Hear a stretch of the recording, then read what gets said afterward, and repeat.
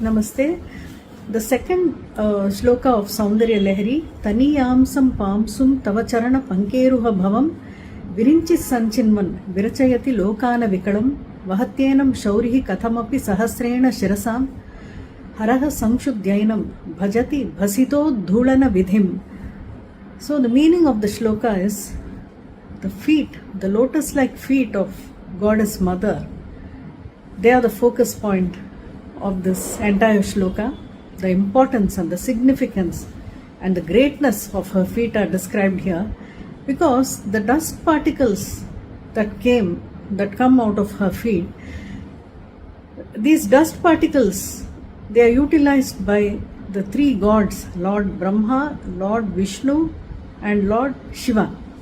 These dust particles can be interpreted even as pollen grains that fall from flowers, pollen grains that are carried by wind actually. So these dust particles can be even pollen grains because her feet are like lotus flowers. Her feet are lotus flowers, so the dust is equal to pollen grains. So these particles, how are they utilized by these three gods? Lord Brahma, out of these particles, he has created limitless, mysterious and enigmatic, beautiful universe. The Brahmandamaina universe he has created. Within a fraction of a second he has created that. And Lord Vishnu here, Kathamapi means with great effort, somehow he has sustained, because Lord Brahma creates, Lord Vishnu sustains, and Lord Shiva he destroys, he destructs. So here the job of Lord Vishnu is to sustain. So he is somehow with great effort he is sustaining on his 1,000-hooded head. In Purusha Sukta, Vishnu is referred to as Sahasra Sirsha Purushaha, 1,000-hooded head, the form of Adisesha. So sustenance takes a longer time than creation. Creation takes just a fraction of a second, but sustaining takes a very long period. So Vishnu is having difficulty in sustaining on his 1,000-hooded head, like a snake, in the form of Adisesha. Here Vishnu is referred to as Shauri. Shauri is Krishna. That is, in Tamil Nadu there is a temple, Tirukkannapuram, where there is Sauri Raja Perumal. It is Shauri Raja Perumal temple. So here in this shloka, Lord Vishnu is referred to as Shauri.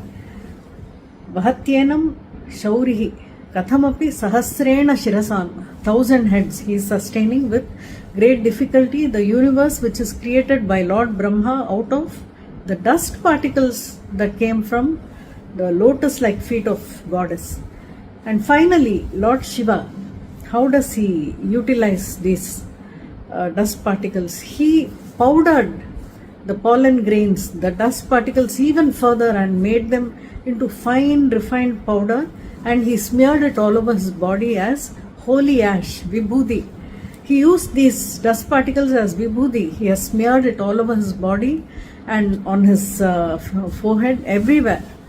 When did he do this? Is at the point of destruction. And again, destruction doesn't take a long time. He just destroys it in a second. So during destruction, he has powdered these same dust particles, pollen grains, and used them as vibhuti, as holy ash, and smeared all over his body. So this is the content of this shloka. And what are the benefits? A person who chants this is able to mesmerize people around him, enchant. People are magnetized by a person who is chanting this.